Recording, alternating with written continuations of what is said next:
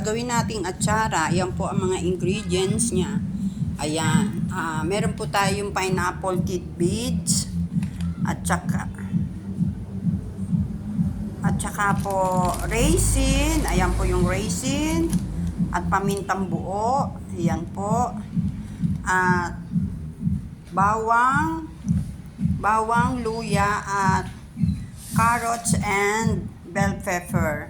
Yan, pinagsama ko na po. At ito naman po yung kinadgad na papaya. Piniga ko na po yan. Nahugasan ko na po yan.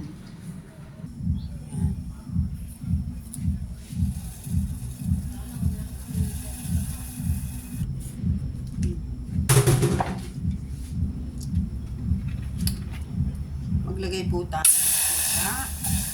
Ayan. Papakulo po tayo ng suka.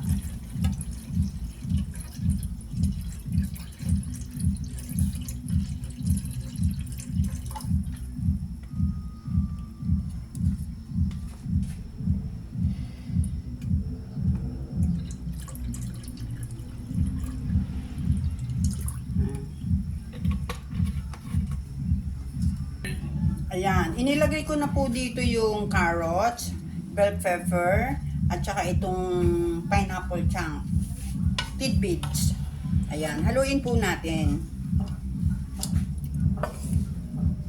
Ayan, halu-haluin po natin yan. Lagyan po natin ng konting asin.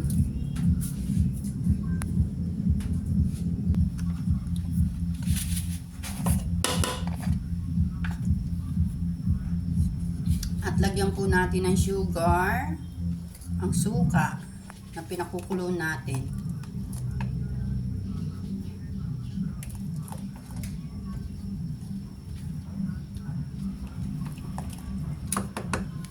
Ayan.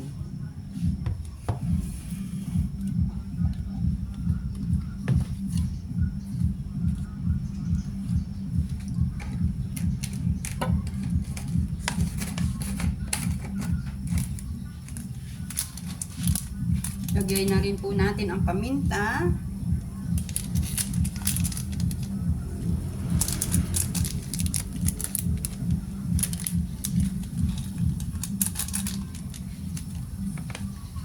At pati na rin ang luya at bawang. Sabay na po natin pakuluan. Yan, halu-haluin natin. Ayan. At pati na po yung carrots na natira. May natirang carrots. Yan. Sinama na po natin. May pinakuluan na carrots. At saka meron din po ako sinama dito hindi pinakuluan na carrots dito. Ay, naloko. Sarap ng carrots so tamis. Yan. Hintayin natin po siyang kumulo. Ayan. Ibubuhos ko na po itong suka, pinakulo nating suka na may sugar at may mga luya at bawang at saka yung carrots at haluin po natin. Ayan. Ayan. At nilagyan ko na rin po yan ng raisin. Mo na pwede naman yun. Hindi. Ayan. Hayaan po lang natin yan dyan hanggang mamaya paglamig. Saka po natin iayos ang lalagyan. Ano po? Ayan. Thank you for watching. Sana po panoorin nyo hanggang dulo. Bye. Thank you po.